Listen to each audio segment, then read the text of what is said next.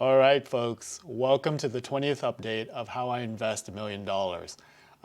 This is an account that I made public about, 20 months ago, because this is the 20th update for the account. It was back in September of 2021 when I unveiled the account and I basically said that I'm going to start investing in a risk parity inspire portfolio over time.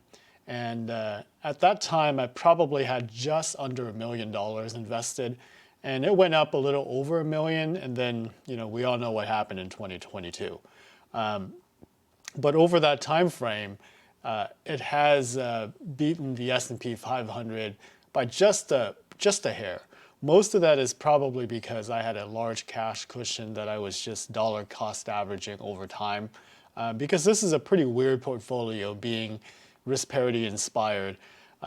So, the point of it is that it was supposed to help minimize drawdowns while giving decent risk adjusted returns.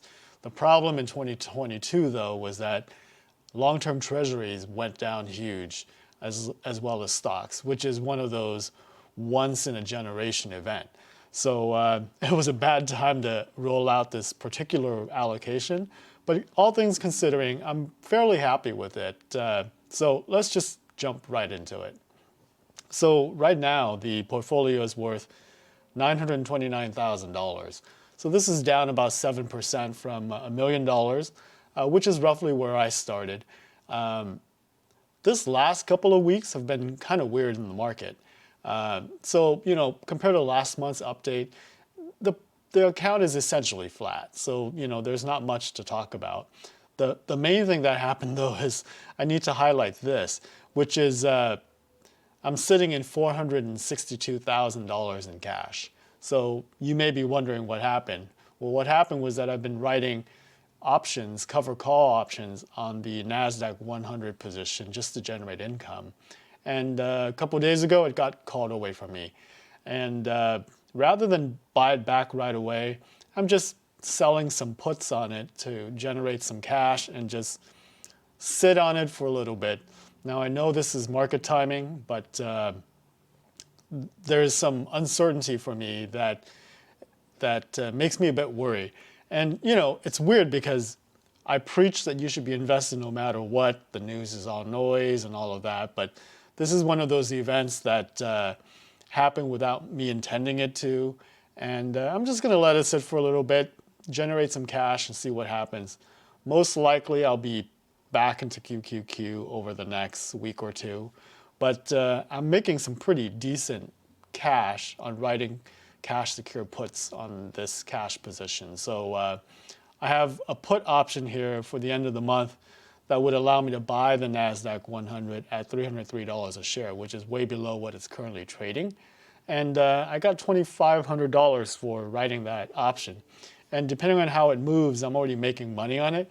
But I may buy it back to close it and write some more options and get some additional cash and probably go back into QQQ again by the end of the month. In terms of allocation, though, it's still roughly where I expect it to be, because even though most of it is in cash right now, it's roughly the allocation that I'd set up had I stayed in QQQ. So about 50% in cash / QQQ, 24% in long-term bonds, 15% in gold, and 10% in REIT. Gold has just gone up tremendously since last month's update. And I think that reflects the uncertainty in the market. People are still worried about inflation, even though the numbers came in pretty decent this week in terms of the headline inflation. But people are just unsure of what's going on and how the Fed will react. You still see an inverted yield curve, so there's still this fear for a recession and worries about how serious it would be. But yeah, this is where I'm sitting. So I'm ambivalent, in other words. I don't know how I feel. I'm not feeling bad. I'm not feeling good about things. But I'm just going to let this cash position sit for a little bit. But I'll probably move right back in and just get to my allocation and see what happens. There's an old adage that says, sell in May and go away.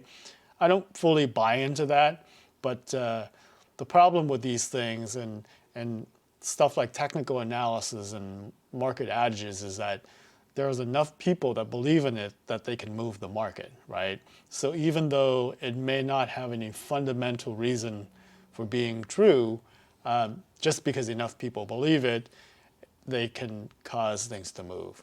But yeah, it's a weird time, pretty volatile. Things are going up and down. You know, yesterday the portfolio was up tremendously, and then today it was down quite a bit.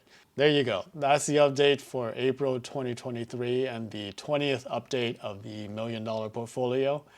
I will see you on the next one. Later.